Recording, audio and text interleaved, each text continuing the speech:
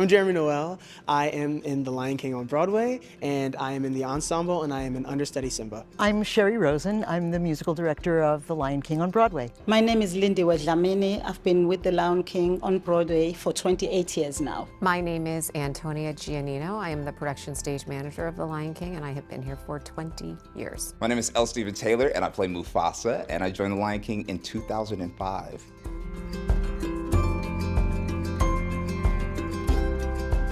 I've been doing the show for 20 years, and there are a lot of company members in our show who have been in the show longer than I have, or for just multiple years. It really is just a building that's full of family. Stephen Taylor and I were in rehearsal together on our first days. He's a lot younger than me, but we both happened to have sons that were just finishing first grade. It was like March. So like all through these years, we keep checking in with each other. You know, how's Boogie? How's Frankie? How's third grade? How's fifth grade? How are the college applications going? You know, we've known each other that long. I don't think that there was ever a really specific moment where I was like, I'm going to go and do this. The thing that did happen is I had a lot of people along the way, along my career, who said, I see something in you and I think that you should. I see something in you, and so I'm going to show you what I know. I see something in you, and so I'm going to present you with this opportunity. And all those I see something in you led me to where I am.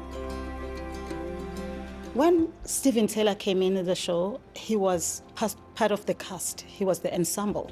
And then he became Mufasa, you know, which is amazing. And he fit right in on the role. So he's my king. I call him my king now. You know, playing the role of Mufasa for me has definitely changed over time. I was a young dad. You know, my son was 3 years old when I joined the show. He's 24 now. There was this insecure excitement that I felt like I approached the show and the character of Mufasa with when I first started. When I first stepped into the show, it was about how am I going to step into this role for me.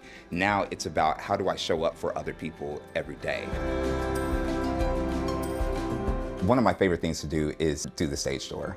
I love just being out there to hear hear how the show impacts people. And there was one time that I went out to the stage door, there was this group of young girls and they started chanting, elves, elves, elves, elves, elves. And I was like, y'all don't look like elves. Like, what are you talking about? And they were like, no, we're elves. We're fans of Stephen Taylor. And I was like, that is the most ridiculous thing that I've ever heard. And all at once, it just kind of, you know, just kind of put some stuff into perspective.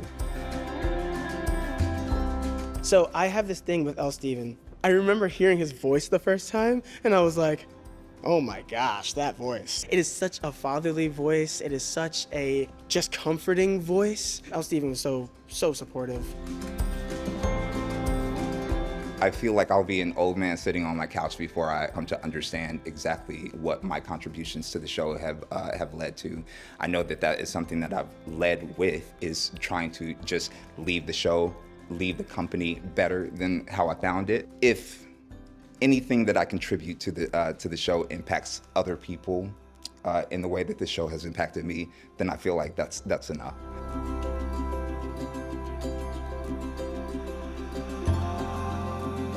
I've been with this production full-time since 2005. I was not always the conductor. I was the associate conductor for 18 years. She's just the best, and she knows this stuff more than anybody, that she knows about our language. She knows how to pronounce even our Zulu, our native language. So she's just amazing.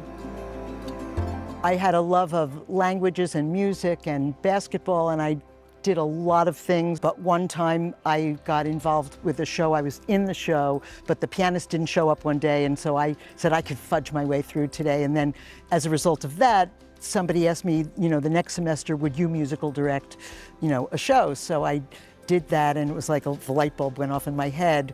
Oh, this kind of combines everything I love. Cherie Rosen and I have been in the show exactly the same amount of time. We learned the show together. So she was, soaking up all of the South African languages and just kind of the history of what this show is and the history of South Africa right alongside with me. So it's been so cool to watch her evolution into, into the leader that she is. So this is the orchestra pit. This is where all the strings play and the woodwinds, the woodwind 1, woodwind 2, and one of the keyboard players. But this place is full of bows going back and forth. Cherie's terrific. She listens to everything, and I appreciate that she always comes with different thoughts, different perspectives. She'll watch the show and say, hey, I've noticed this. So it's a really good collaboration to be a part of the team with her. This is the music office in the Minskoff, and we do music rehearsals here. We do warm-ups with the kids here. We sometimes have like little teeny choir rehearsals here with like maybe 5 people. 4 days out of 5, there's rehearsal. So we come to the theater, we rehearse, we do our thing. We finish about 4:30. I have my dinner, I lay down for a little nap, or I just close my eyes and pretend I'm taking a nap. And then we do the show. We print out stuff, we write notes, we do everything we need to do right here. Look at this, is the original vocal Bible from, 1997, and all of the subsequent ones, all of, the paperwork and the forms and all of that stuff here. Oh, I just can't wait to be Thank you. Cherie was the first person of the team that I actually worked with. She knows so much about this show. It is insane. Any vocal part that she needed to sing with me to sing the part, she had it perfectly down.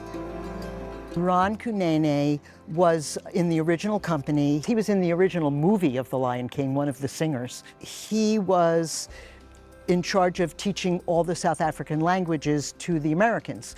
And since I was going to be in the position, in the associate of teaching the languages to the people, he had to teach me, all the parts and all how to pronounce all the words and what everything meant and all of this. And he said to me that first day, Cherie, you're walking through a doorway today into another world, and this is going to change your whole life. So I thought, okay, great. But then, now it's, 20-something years later, and I realize how right he was. It changed my whole life.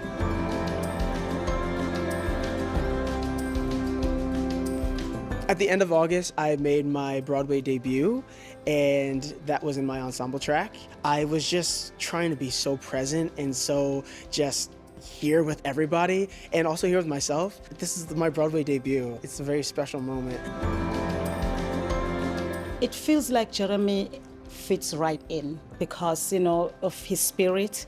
Like, he was so excited to be in the show and asking questions. So for me, it felt like he's been with us for a long time.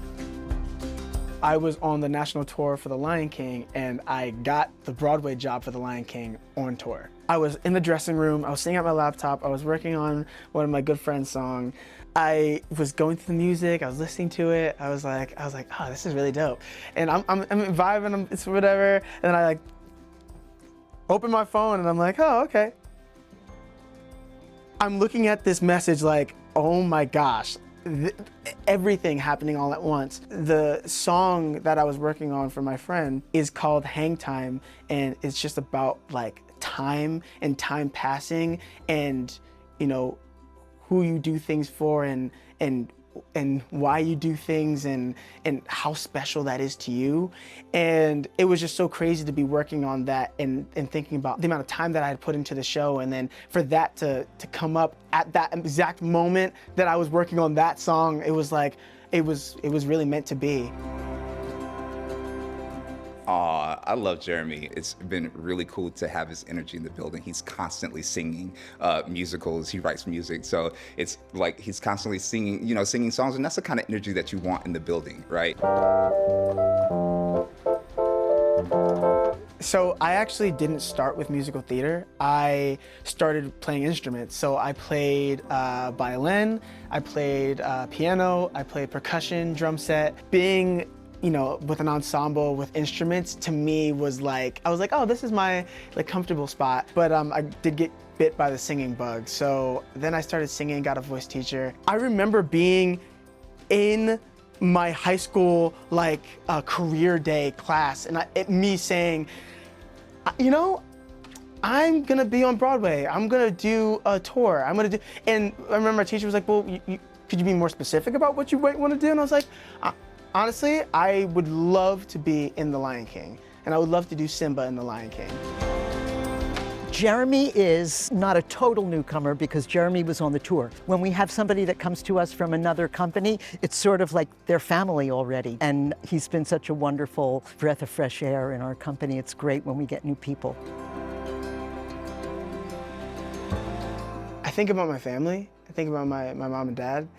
And I think about how much they supported me through all of this. And for them to see me on the Broadway stage was just more than I could ask for.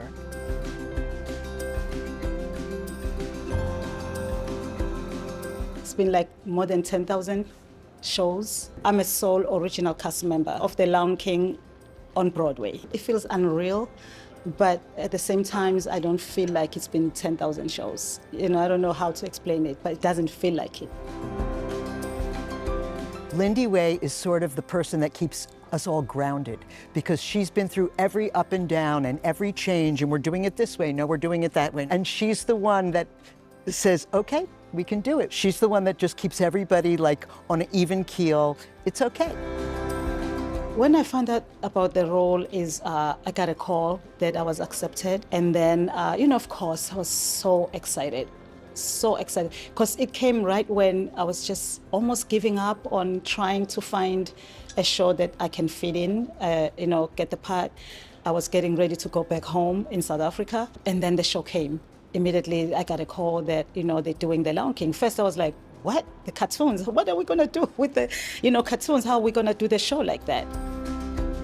Lindiwe is really amazing. She is a big reference for me because I will go back to her and say, hey, do you remember when? But also, I just think it's amazing. I mean, bless her. She is here every performance, doing her thing. She has the energy. She's got that smile. She's beautiful. I think we're very, very lucky to have her here still.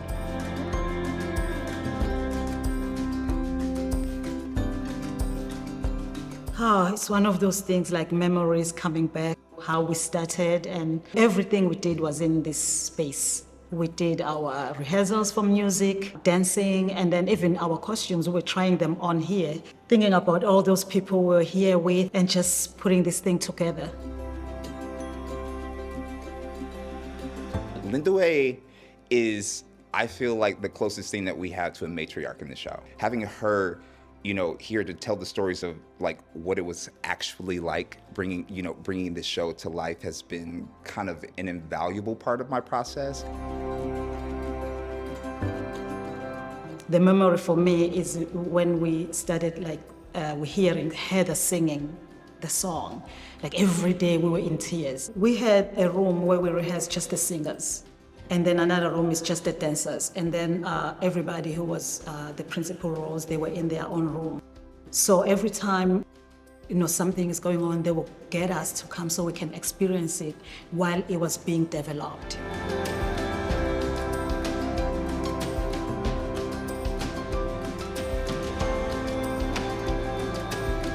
My name is Antonia Gianino. I am the production stage manager of The Lion King, and I have been here for 20 years. I think about 2,000 performances I have called, and we're on now performance number 11,100 or something like that.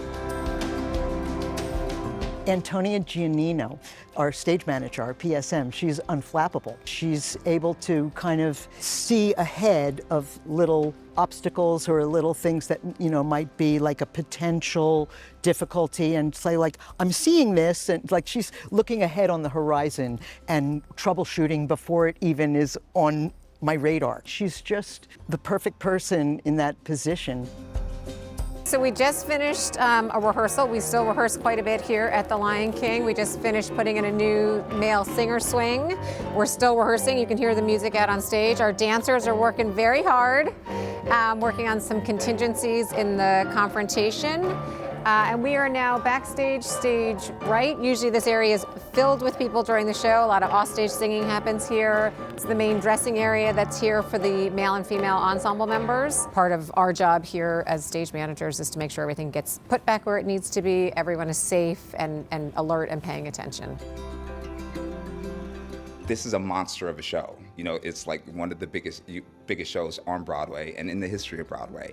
And I think that you need a person who is a leader with the type of calm that Antonia has in order for the show itself to be successful. So my father is a stage manager, retired now. My mom is an actress. My godparents were in the business. They were general manager and a casting agent. So I grew up surrounded by theater people. I grew up being in this theater. My dad did several shows at the Minskoff Theater. And when I was in high school, I had the opportunity to work a lot backstage, and my theater teacher in high school really encouraged that as well. And when I went off to college, I sort of gave it a rest to see if I was doing it just because it's what I knew or if because I really loved it and I was miserable not doing theater, and so changed my major. Never had an interest to be on stage. I do not like to be in front of people. Even doing a scene change can make me, you know, a little nervous. I think breaking out in a cold sweat, being on stage, and Grace as Frenchie probably like solidified the fact that I only wanted to be backstage and never on stage. So I like to do the behind the scenes. Antonia, our stage manager, she is just on it. She is on it. Anything you need, anything that is happening, she's in the know, and I really, really appreciate that. So thank you very much, everybody. Excellent show tonight. It's cold out there. Stay warm, go home, get some rest. There is rehearsal on stage tomorrow. Please check the call board on your way out to make sure you know your call time. Everyone else, it's a 6:30 half hour for a 7 o'clock show tomorrow night. Thank you. Good night.